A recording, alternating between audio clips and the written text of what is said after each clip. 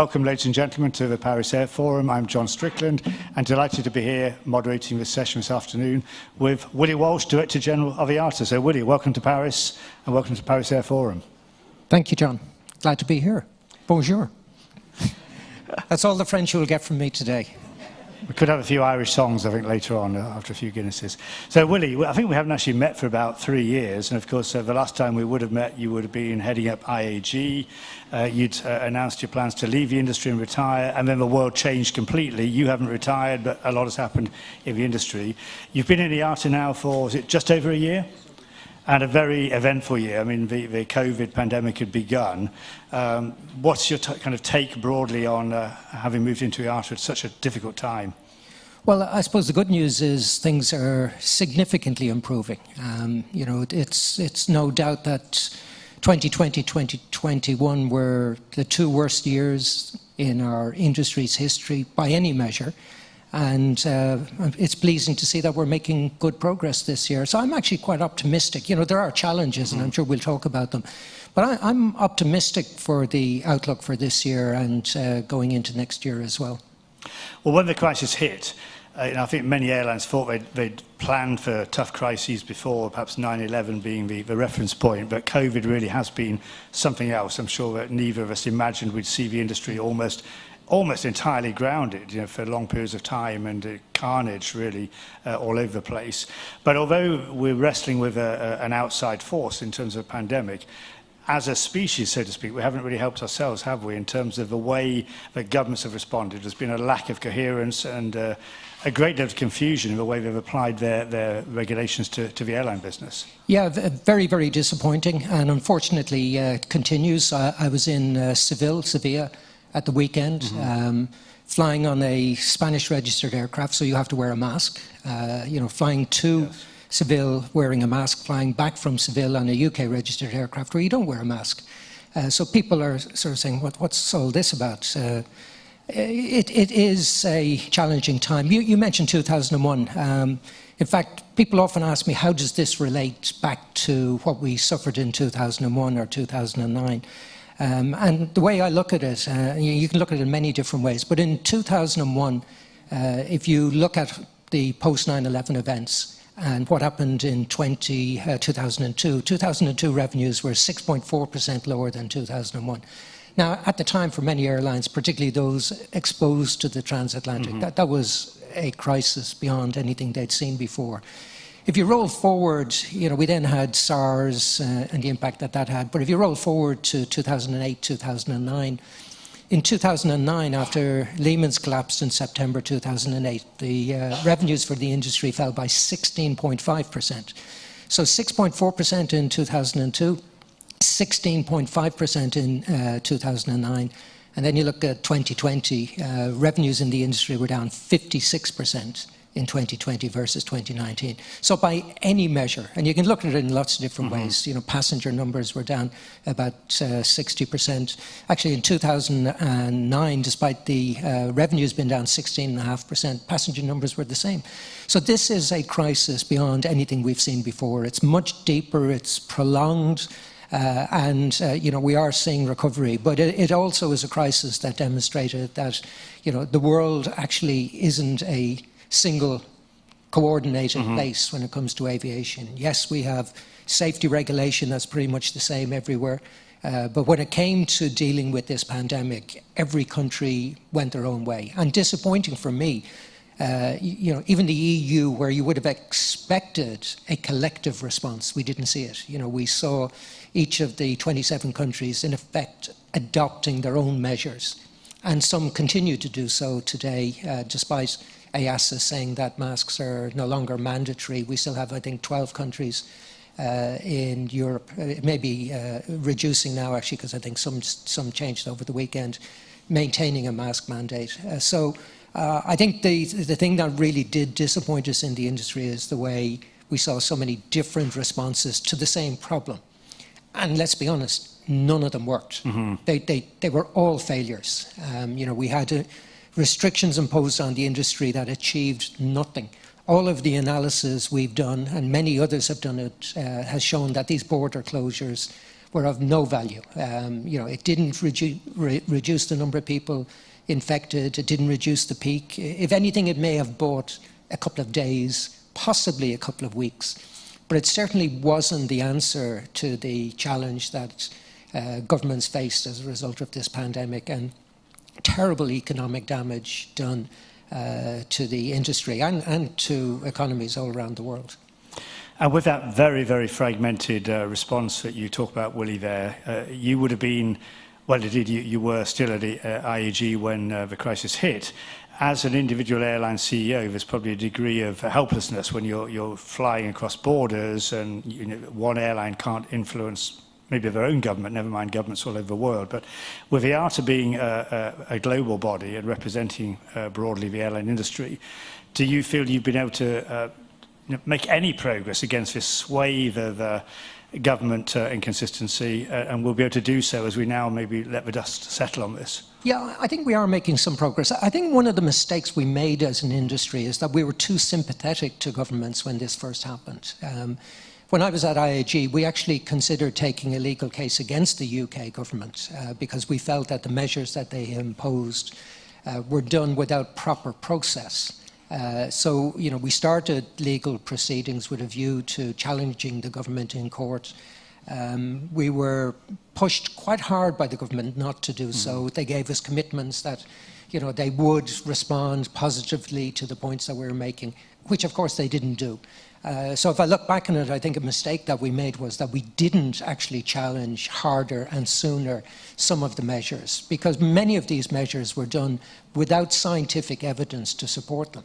And although governments said they were being, driven by the science, it was political science that was driving them. It wasn't medical science. So I think we have to ensure that lessons have been learned from this pandemic, because there will be another one. The global pandemic was on every airline's risk register. And we had debated the impact of a global pandemic for many years.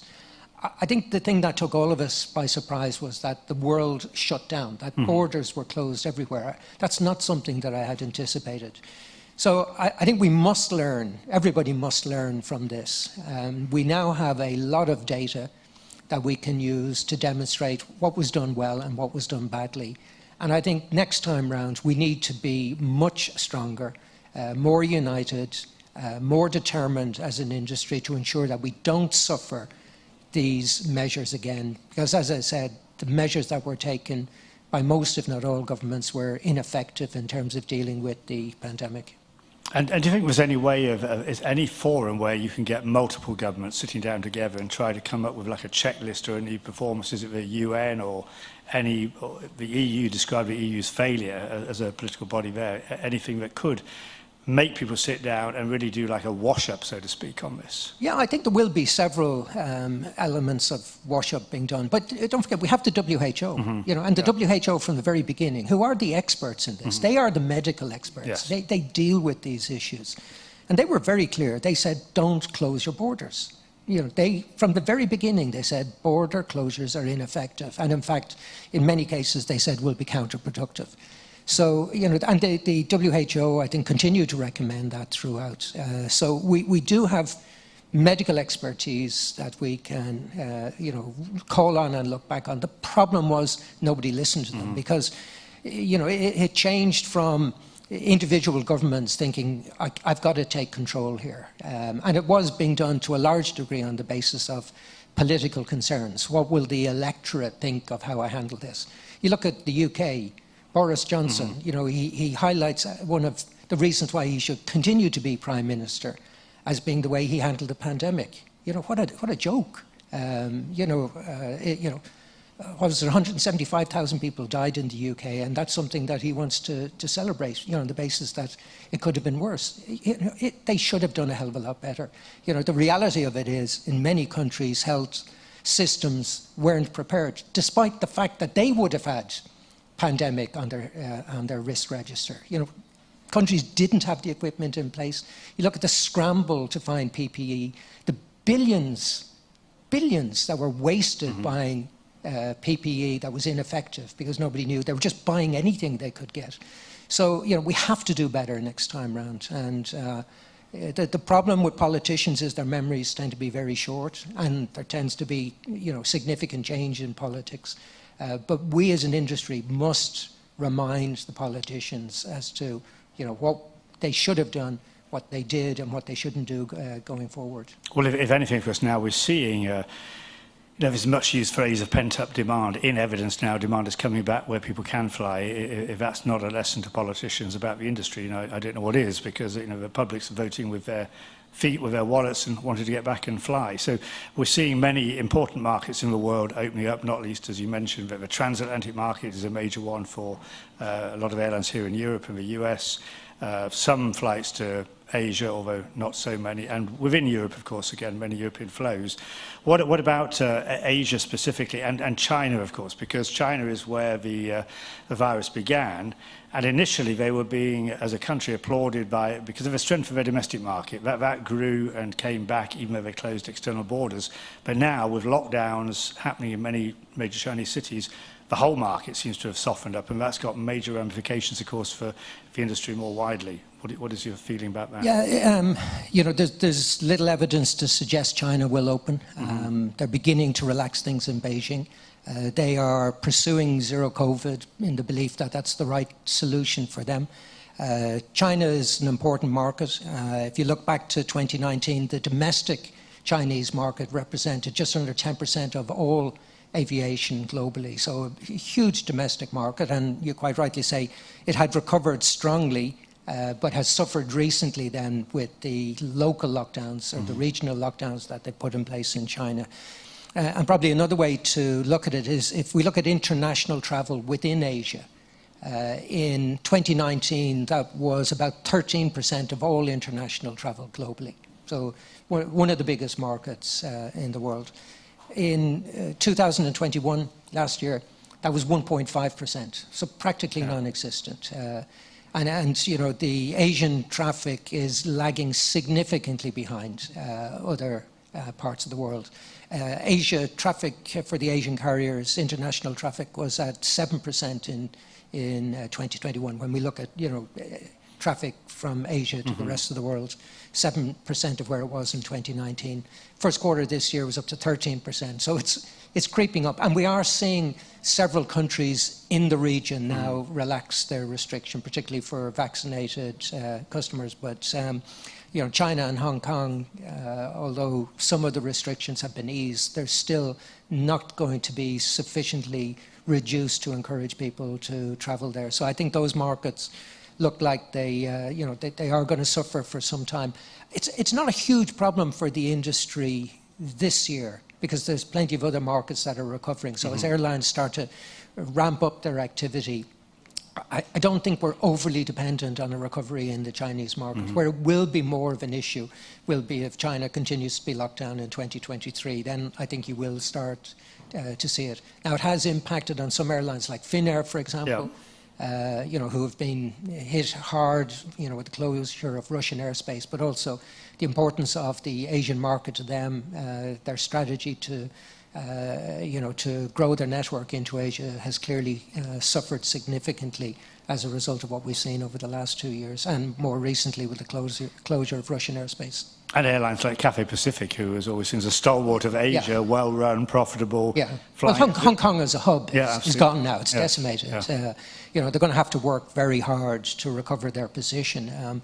If you're Hong Kong Airport, fantastic airport, great hub carrier, Cathay. And for a hub to be effective, to have a global hub, you need a strong hub carrier, and you need a strong airport, and you need a good relationship between the two.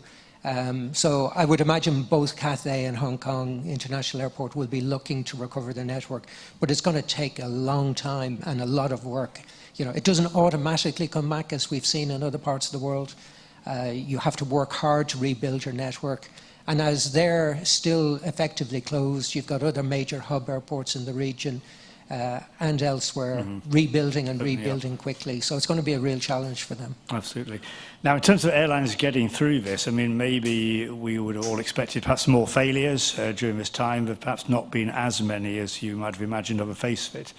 We've seen, in some cases, government money has gone in, either supporting airlines that already have a partial or whole state ownership, or in indirectly in things like furlough schemes. Others have had to stand completely on their own 2 feet. But whatever has happened, and particularly for private companies, we now have enormous debt levels. You know, airlines have had to go out to shareholders, to the markets and raise money. Is that going to be a shackle that it could actually bring down more companies in the short to medium term, or is it it's just going to be a lead weight for years ahead? I think it continues to be a challenge when you look at the other issues that we're facing at the moment, such as the high oil price. Now, we've seen high oil prices before, and I'll comment on that in a moment, but you know, the debt that airlines have taken on has been very significant, over 200 billion additional US dollars additional debt, and increasing as airlines continue to try and strengthen their balance sheet. So I think it's certainly going to be a challenge for most airlines to repair their balance sheet. Every airline, with the exception of the all-cargo airlines, were heavily impacted. It was just the degree to which they were impacted that you have to debate. So I think you'll see a more cautious industry in the short term until balance sheets get repaired a little bit. But you do have to give credit to airline management teams around the world. You know, we estimated that 85 airlines failed if you look at 2020 and 21. Significantly less than we had expected. Most of these were small or relatively small and in weak financial state before the pandemic. In fact, some of them I think would have failed anyway. Yes. But you know, you look at what's happening at the moment. You know, we see jet fuel, you know, shy of about $1,300 a barrel. But interesting, I was just looking back in 2008. So in May this time, the end of May 2008, jet fuel was $1,274 a barrel. Sorry, a ton, 1,274 a ton. It's roughly the same at the end of May this year. So we've seen these high oil prices before. Yeah. And we know how to deal with high oil prices because it impacts just about everybody. But I think for weaker airlines, the combination of a weak balance sheet and this high oil price represents a challenge to them as you go into the latter part of this year and the early part of next year, when you know we are likely to see demand ease off as we would normally see in the winter period. So I don't think every airline is out of the woods yet, and that's why I would expect airline management teams to be cautious as we go through this year, build up their cash reserves to ensure that they have sufficient liquidity to see through the winter period. And obviously, you know, to be prepared in case there's any additional challenges that come their way. Yeah. And we'll talk about some of the other big challenges which exist in a minute, Willie, but linked to coming out of this pandemic, I mentioned pent-up demand. We have been seeing sporadically some strong routes late last year on the transatlantic and in Europe and over Christmas until Omicron came along. We're really seeing it now spring and summer. And I think most airlines I look at reporting are talking about very high levels of bookings, even in some ways to my surprise, pretty good mix on the ticket prices too, the yields they're seeing. But what the industry is getting slated about right now in the media is flight cancellations and delays. We're seeing manpower complications, be it on the airline or the airport side. It seems partially demand has come back just so quick, and with the government regulations that were so unclear that we talked about, airlines have been caught out. It seems to me unavoidably, but the media is suggesting, well, airlines should have ramped up months ago. They should have known this was coming. Because it's not that simple, is it? No, it's not. Like we take the UK, where there's been a lot of focus, and it's not helped that you have an idiot as a transport minister, you know, who doesn't know what he's talking about. But if you look at the UK stopped their financial support, their furlough scheme at the end of September of last year. So you look at a decision that was taken, you know, prior to September. You know, the belief was, that's it, everything's fine, we're going in the right direction. Passenger numbers in the UK in the fourth quarter of last year, when there was no government support for airlines, zero government support for airlines, passenger numbers were down 55% versus 2019. Now, the idea that an airline would start ramping up when their traffic levels are at minus 55%, they're still burning through cash. And you have a government that is changing their mind by the day. So in other words, if you look back what happened in November, the UK government took all of the countries off their famous red list. They put them back, 13 of them back on in late November with the Omicron. They were removing restrictions, introducing restrictions. So the idea that airlines would suddenly say, oh, we're out of this, let's start recruiting again, when you had no idea what the government was going to do, is a nonsense. You know, first quarter of this year, passenger traffic in the UK was down 42%. You know, in April, it's still down by 30, I think it was 34%. You know, and so you have a politician saying airlines should have ramped up sooner. No, they shouldn't. Airlines would have gone out of business had they done what these idiot politicians are saying they should have done. And I think we also have to put it into context that it's not every airport in the world that has a problem, and it's not every airline that has a problem. And, you know, if I had £1 for every newspaper headline that said airport chaos during my career, I'd be an extremely rich man, because we had these problems before this as well. It's not unusual to have problems in our industry. Go back to 2019, we were suffering from air traffic control problems, strikes in France in particular that were leading to multiple cancellations. So, you know, we've had these headlines before. I think there is a bit of hysteria at the moment, and I think we do need to put it into context. Yes, we have some challenges, but these are challenges that we will deal with, and actually in a strange way, they're good challenges for the industry, because what it shows is demand is strong, we are rebuilding, we will repair the damage, and, you know, we'll get this right. But, you know, a politician thinking that an airline should be ready for 100%, when only a few months ago it was still... There was nothing happening. There was nothing. And you know, no guarantee that these people wouldn't change their mind again. So I have great sympathy for airline management teams. You know, I'm almost at the point, and this is where I think I should leave, but I'm almost at the point where I'm having sympathy for airports. So, you know, you know, I think we need, you know, those of us who understand what's going on need to call out these politicians and remind them of what they did, the damage that they did, and you know, point out the fools that they are. So, you know, it is important, as I said, that we put this into context and not get drawn in to creating a problem that really isn't one for every airline and every airport. In terms of, I mean, a lot of jobs in aviation have long been low-paid jobs and quite demanding jobs on the front line, be it, you know, baggage loading and customer service jobs, whether it's on the ground or in the air facing customers. And I mean, it's how I began my own career. I know what it is to stand there at 6 a.m. and somebody shouting at you because the flight's delayed, and you can handle it once in a while. But if it becomes a regular thing every day, day in, day out, and your pay's not great, and we're now in a tight labour market, and we hear stories from, certainly in the UK, people are going off to work in supermarket checkouts or driving supermarket delivery vans just because they can get similar pay without the hassle. What do you feel about the future of, you know, the very high volume jobs that are needed to support the industry? Do you think there will be a need to change the approach? I was just before letting you answer, I was reading at IATA, you're launching a new training incentive, I think particularly on the handling side of the business, recognising that more thought does need to be given to this about career progress for people. Yeah, it is a tough job. You know, I've loaded bags onto airplanes as well. You know, it's not something I would want to do every day of my working life. You know, we know it's tough, but there are still lots of people who like to do it, and it is a great industry. It's a challenging, exciting industry that's gone through a very difficult time.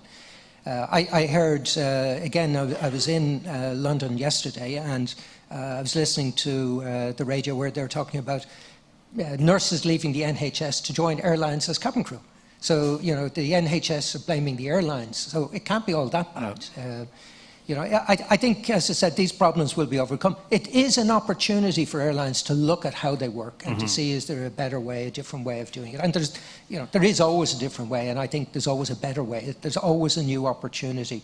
I think we have to embrace technology, particularly in customer-facing areas. You know, we've talked about self-service check-in and self-service boarding.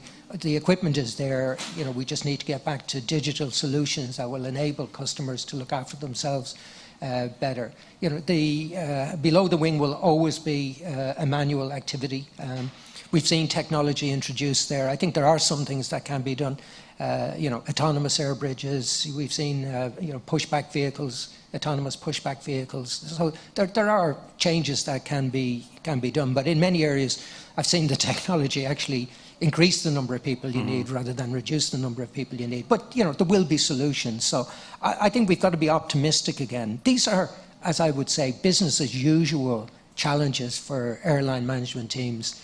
And it gives an opportunity to do things in a different way. But you know, we should be positive about the outlook for the industry and positive about the nature of our industry, which I continue to think is one of the most exciting industries you'll ever find. Oh, absolutely. Well, one of the big challenges which is there, which we would obviously all hope not to have, as we are hopefully coming out of COVID, is now the Ukraine situation, of the war in Ukraine. Many people, of course, hoped it wasn't going to happen, and we perhaps wouldn't have imagined we'd be 3 or 4 months in, and still now we have no idea how this is going to be ever brought to hopefully a peaceful end. That again has been a big dent on airlines in general. We have the overflight issue for many airlines who would fly across Siberia to Asia. We have, of course, Russian airlines, many of whom would be IATA members, who can't fly around the world. We have complications with leased aircraft and so on. What is your feeling about how that's going to play out? Because we haven't seen a war of this magnitude close to hand in Europe since the Second World War either. Well, we've had conflict in the former Yugoslavia, yes, which you know, clearly again another tragic event. And you know, what we're seeing in Ukraine is awful. You know, and we have to condemn Russia for what's going on there. I think the challenge that it's created is manageable by the industry. Going back to what I said, traffic to Asia is actually very low at the moment. So the closure of Russian airspace is not having a major problem. It is clearly for some airlines like Finnair because of their geographic location. But for a lot of airlines, you know, it's adding to time and adding to fuel and adding to cost, but they're still able to operate to Asia. And the volume of flights, they're at low levels. So, you know, the impact that it's had on global aviation has been limited to countries around Ukraine, clearly Ukraine and near Ukraine. Russia itself, not a big international market. In fact, the Russian domestic market was one of the fastest success story, wasn't it? In fact, from memory, I think in 2021 it was about 25% ahead of where it was in 2019. From some of the data we have, and we don't have a lot of visibility around that, it seems to be continuing to be strong as a domestic market, but there's no, or very little international. Yes. We do have some airlines continuing to fly into Russia to serve the market. So I think this is going to continue for some time and clearly represents or will represent an additional challenge. But the real impact that it's had clearly has been on the price of oil. So, you know, as I said, we've seen jet back up to the levels that we'd seen in 2008 when we had seen the previous peak. If you remember in May, June of 2008, Brent was close to $150 a barrel.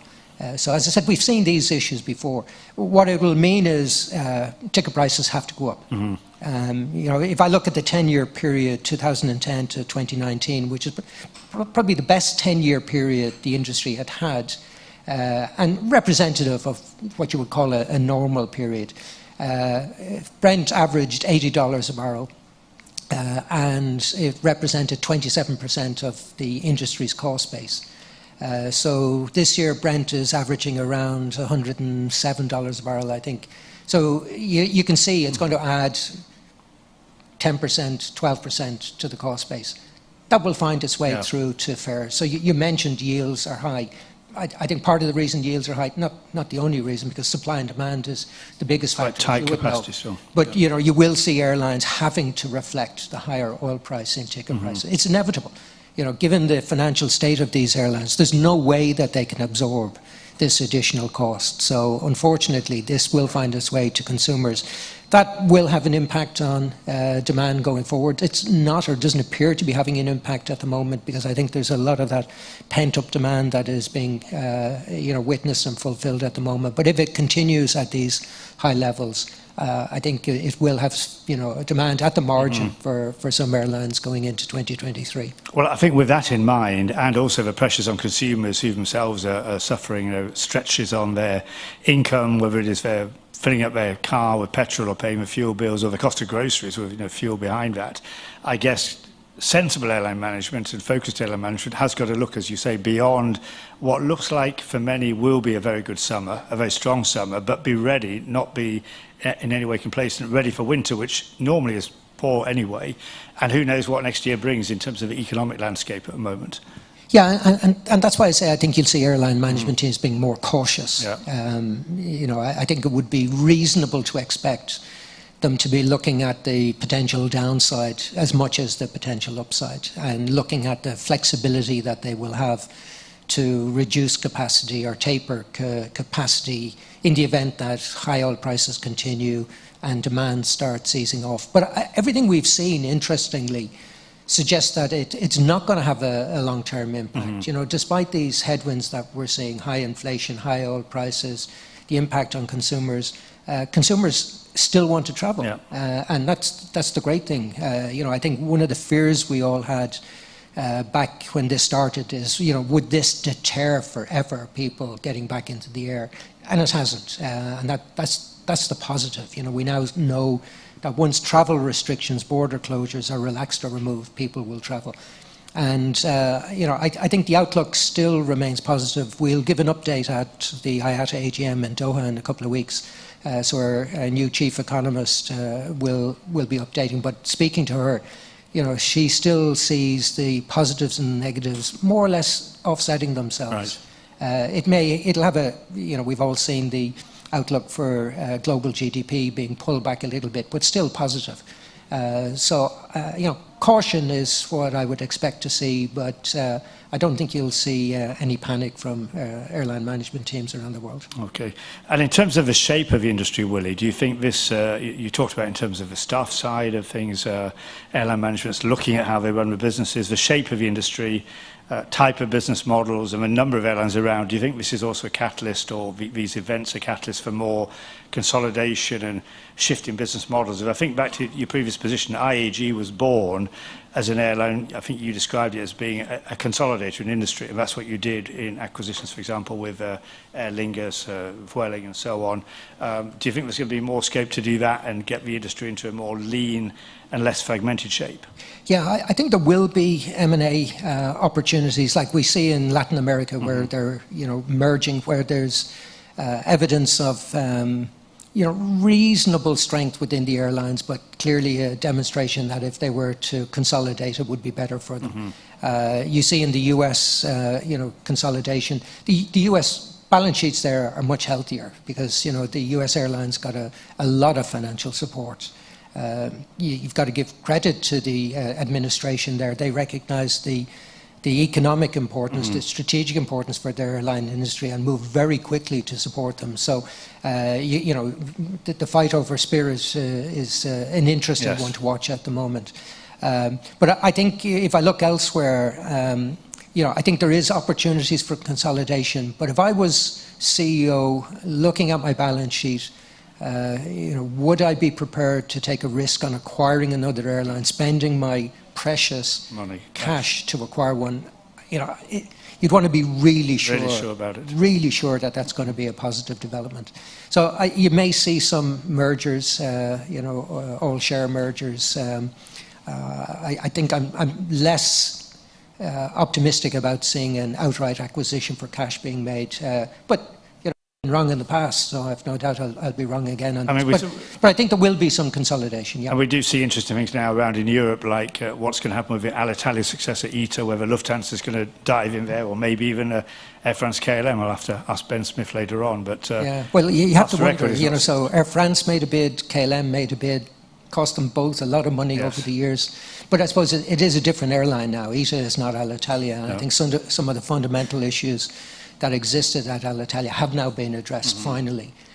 So it's a very different opportunity today than it was when you looked at Lufthansa or Air France or KLM, or indeed when I was at both BA and IAG, we also looked at it. But we weren't brave enough or foolish enough to actually do anything. Go for it. Yeah. Interesting. And what about business models? I mean, there are those who really do take opportunities out of a crisis. If we look particularly at Wizz Air and Ryanair, they're growing massively, not by acquisition, although there have been rumours about Wizz possibly being interested to acquire EasyJet. EasyJet itself has built up a war chest. Do you think the low-cost guys are still going to be ever growing in their importance, not just in Europe, but in other parts of the world? Yeah, I think so. I think there's no one business model that's right. You can have multiple business models that can be successful. I think if you look at Europe, the airlines that have recovered fast have been Ryanair and Wizz, and have done well. Not without their problems as well, and both of them were heavily impacted by the downturn. But clearly, they were in good financial shape coming into this crisis. We know Wizz and EasyJet have been talking to one another for years. There's been rumours around potential deals there for some considerable time. So I've no surprise there. And again, I think there will be further consolidation within Europe. There's scope for it. So it's going to be an interesting one to watch. But you've heard Michael O'Leary in the past say, why should he spend money to acquire a weak airline other than for a slot position at an airport, when he can just take them, grow himself. Yeah, he can put pressure on the weaklings. He can do it organically and allow the weak to fail. And when the weak fail, there's plenty of airlines that are in a good position to move in and serve the market. So consumers won't lose out. And we've seen that. Many times. You look at the collapse of Spanair in Barcelona. Vueling just moved in overnight. You look at the collapse of Malev. The market was addressed almost immediately. So I think there's opportunities for some consolidation, but we've always said the best consolidation you will get is when the weak fail and the strong fill the gaps that are left. And the mix of traffic, Willie, again, just thinking back to your days at IAG and even much further back my own time at BA, the heady days of routes like some of the transatlantics, London, New York, with cabins full of nice, hefty club class yields. Obviously, that's heavily dented for everyone right now with business travel being down. Yeah, this is an interesting one, John. Yes. And I think something that's not fully understood by people, I know you will appreciate this better than most, but I can disclose these figures because IAG published them, so I'm not giving any secrets away. But IAG published in one of their investor presentations that the contribution to revenue from corporate travel, which is not all business travel, but corporate travel, in the 12 months up to September 2019 was 13.2% of total revenue, much lower than people think. And of that 13.2 from memory, it was 8.7% was in the premium cabins, business and first class, and 4.5% in economy cabins. Now, their total revenue in premium cabins was way in excess of that. They didn't disclose it, but way in excess of that. Interestingly, what we're seeing now is that at IATA, we don't look at the reason for travel, but we look at the cabin. The cabin of travel. And if you look at it, actually, premium traffic in premium cabins is recovering faster than traffic in economy cabins. And as a percentage of total traffic, it's at the highest I've seen it. I've looked back over several years. It's at the highest we've seen it. So we are seeing a lot of people traveling in premium cabins. I think a lot of these people are traveling for leisure, premium leisure. Consumers have accumulated quite a bit of money through this pandemic because they had nothing to spend it on. And there's clear evidence that people are prepared to spend for that premium service. And actually that segment of the market, I think, is doing particularly well. Will business travel recover? No doubt. Everybody hates Team and Zoom. Maybe the people who invented it love it, but I hate it. You don't get the same experience. No, if you and I looking eyeballing somebody. It's just not as good. So yes, it worked well for us. It enabled us to continue to do business through this pandemic. But we've all now recognized that it's a poor imitation of a proper face-to-face meeting. So I was pessimistic about the recovery in business travel, corporate travel, I'm much more optimistic about it now. And, you know, everybody knows chief financial officers are the meanest people in the world. I was going to say the bean counters want to cut the travel. You know, and these people, you know, were always looking to keep the travel budget under control. So, you know, the idea that they had no control over it prior to this pandemic and they're now only now exercising control, that's a nonsense as well. So I think we will see a recovery in corporate travel. It clearly will lag. And I think the main reason it will lag is because businesses have a duty of care to their employees. And while, you know, the risks of sending somebody away for them to get caught away from home because of a border closure, I think that's playing on more of a driving factor. Much more than the financial aspect. And I expect that you know, we'll see relaxation in that. And we're seeing it in domestic markets. Yes. The US domestic market, which has recovered to where it was in 2019. But if you listen to the CEOs commentating on the... Oh, they're very bullish.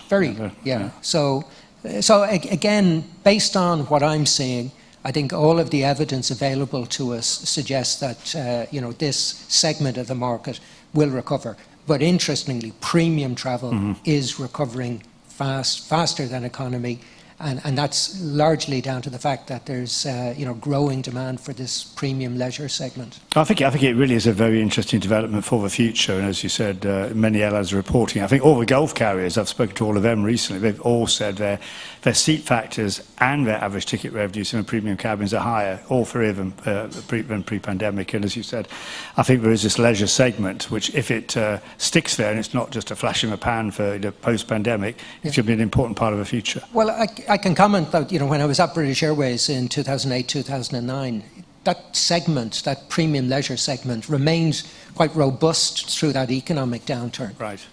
So it does tend to be a segment of the market that is robust through economic cycles. It clearly will have some impact, but not to the same degree as other segments. One other big topic, Willie, outside of the challenges of wars and pandemics is one which is not going to go away, and you've been on the case, so to speak, since your time at IAG, is the environment, where the industry is inevitably in the spotlight. There are big challenges for the industry to meet its requirements. You and IATA led the way by going for net zero as an agreed strategy since last year by 2050. But the practicalities of large aircraft and long-haul aircraft in particular using hydrogen or electric, you know, I don't know where they are, theoretically maybe 50 years away. So we have to find other means, short-haul or very small aircraft much sooner we could do that. But sustainable aviation fuels, which are now the words which people are using more, which produce less carbon emissions through the life cycle of food production, seem to have to be the way forward. Are you optimistic we're going to get enough? Because people say, oh, it's too expensive, or there's not enough of it. But I think you certainly personally have quoted that there's a massive interest. Airlines are snapping up what's available. Can we get there quick enough with that to make a big difference? I believe we can, and we have to.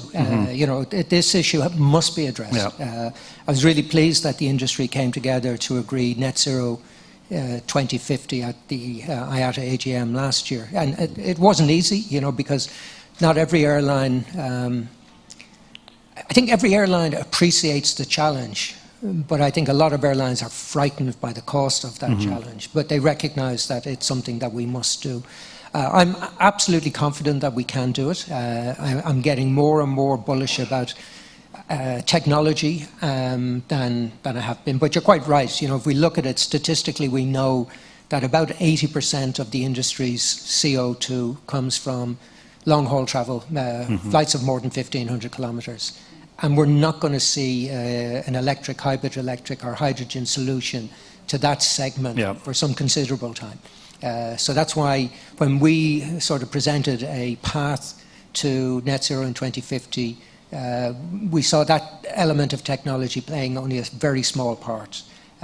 We see the significant contribution, particularly in the latter years, coming from sustainable aviation fuel. Today, sustainable aviation fuel is about 2.7 times the price of jet kerosene. Now, partly because jet kerosene has gone up in price, so the differential has come down, but it's still, you know, a significant premium. And yet, as you've heard me say, the industry bought every single drop of sustainable aviation fuel that was available last year. Every single drop of it we acquired. And in fact, many airlines would have bought more had it been available. So the issue is not to convince airlines that they need to use it. The issue is that we need suppliers to produce it. And I'm not talking about the likes of Neste who are, producing sustainable fuel, and it's great to see them. But, we need the traditional oil companies producing sustainable fuels. They've made huge profits from this industry over the years. We now need to see them put their reinvest. Yeah, they are the problem. The problem is not the airplane. The problem is the CO2 produced by the fuel. So they need to be part of the solution, and we need to see these companies invest more and starting to seriously ramp up the production of sustainable aviation fuel. And we should see the premium reduce. I don't believe we'll get to equal prices, other than you will see jet kerosene increase as the demand reduces the cost of, we'll get into the diseconomies of scale that we're seeing. Producing kerosene. Yeah, that we're seeing today. So part of the problem with the high price for sustainable fuel, it's being produced in very small volumes. So we need to see significantly increased production, which I've absolutely no doubt we will see, because there's huge demand. The demand exists, and if people are still looking for signals that the airlines are going to buy it, they're blind, because the signals have been there for years. What they need to do now is have belief in their own product and recognize that airlines will buy sustainable fuel when it's made available to them. And we've seen, some governments have incentivized it. I believe the USA is doing quite a lot of work. Again, is this an opportunity, given where we are today, maybe the EU to show more leadership and put similar incentives in place, or, dare I say, the UK government to do more to encourage it? We are seeing, the US has been particularly positive about the incentives for sustainable fuels. We're seeing it in Japan. We are seeing it in several other countries. The EU beginning to do it. The UK has actually done some good things in this area. And I think there's good reason for governments to provide incentives and support in the same way as they provided it for biofuel for road transport, which is still significantly greater challenge than in terms of the amount of CO2 it produces. But we know that there's much easier technology solutions for road transport than there is for air transport. But the governments have provided a lot of financial support to incentivize like biodiesel and biofuels for road transport. They should be doing the same for air transport as well. And what about governments? Again, we're here in Europe, a major European economy. More practical things that could be done now, like CESAR, Single European Sky, Air Traffic Control. I see the smile already coming to your face, Willie. This has been talked about for decades, and there has been work done, but we're woefully short of what could deliver massive savings on fuel burn today, even with no change in technology on aircraft engines. No, you're absolutely right. In fact, airlines have already spent the money to fit the technology in the aircraft.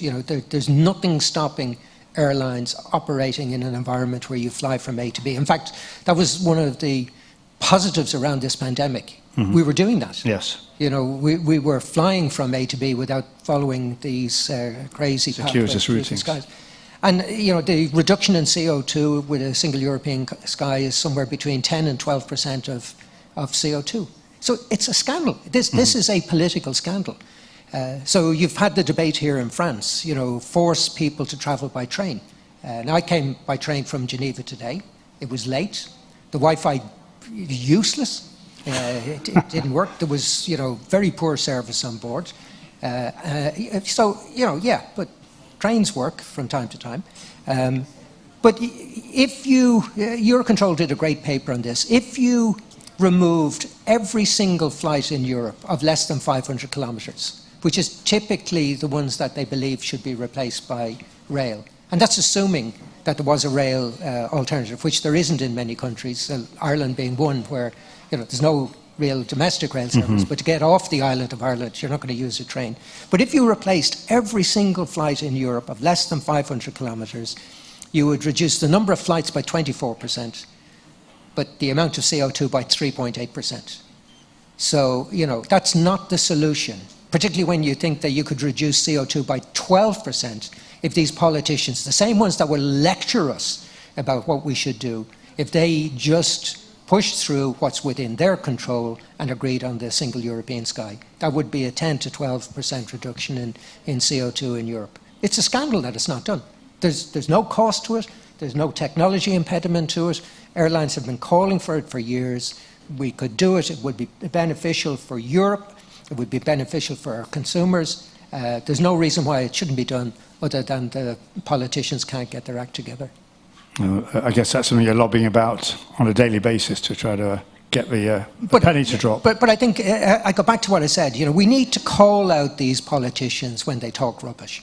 We need to point to the facts. Facts are important in this debate, particularly when it comes to the environment. You have to have people talk honestly and base their comments on the reality and the facts. The idea that we will solve the problem of CO2 in Europe if we force people onto trains is nonsense. It's not going to be the solution. And then you've got the environmental impact of high-speed trains. Noise is a much bigger problem for trains than it is for air. Land use, much bigger problem. The cost of infrastructure, massive. So, let's have a debate based on the reality of the situation rather than come out with sound bites that, make some of these politicians look good. So, remember the figures. If every flight of less than 500 kilometers was replaced, you'd save 3.8% CO2. Eurocontrol did a fabulous paper on this. The problem is not with flights like these. A single European sky could do twice, 3 times that, and we could do it tomorrow. Absolutely. Willie, I've had the 3 or 4 minute warning. We're nearly done. Just a real quick one. It's unfortunately a big topic in itself. I mean, the OEMs, the aircraft manufacturers, they've got their share of challenges right now, whether you look at Boeing or Airbus, you as a former CEO and indeed a pilot. How do you view that? I mean, are they going to get through this? Do you think one is doing a better job than the other, or equally both as challenged in their respective ways? I think they're both challenged. Like, I've been dealing with Boeing and Airbus going back to 1998, so what, 24, 25 years as the CEO. And I've seen them go through cycles. So this is not new. Boeing clearly have more challenges than Airbus at the moment. But, you've got to remember, Airbus had plenty of challenges as well. Think back to the delays associated with the A380. They have had a lot of problems with even the narrow-body aircraft. So, if you've been in this industry long enough, you will have seen these, these peaks and valleys, and we're just seeing one at the moment. I've no doubt that they will get their act together. I'm confident that Boeing will address their challenges. It's a great company. They produce fantastic aircraft. I am slightly biased in that it was Boeing aircraft that I flew. But we need strong competition between Boeing and Airbus. This industry has suffered at the hands of monopoly, duopoly suppliers for many years, or quasi-monopoly in the case of airports. We need strong competition between Boeing and Airbus. It's vitally important that we see both of these companies succeed, and the same with the engine manufacturers. So, yeah, they'll get their act together and they'll sort them out. Well, interesting to see that one of the last things you could say you bequest to IAG was an MOU you did, which I think was at the Paris Air Show with Boeing for the 737 MAX, and people were debating, will that ever come to fruition once Willie goes? And now it's just been announced. In fact, we've got one of the IAG CEOs on the panel later, so I may ask him about that. Yeah, no, it's. I was delighted because I think it's a great aircraft. I've flown the MAX simulator. I've flown on it as a passenger. I think it's a fantastic aircraft. I think it'll work extremely well for IAG. I wouldn't have signed that MOU, if I didn't believe in it. And it wasn't, Willie Walsh doing it. It was in consultation with the board, and the CEOs at the time, including Luis Gallego, who was running Iberia.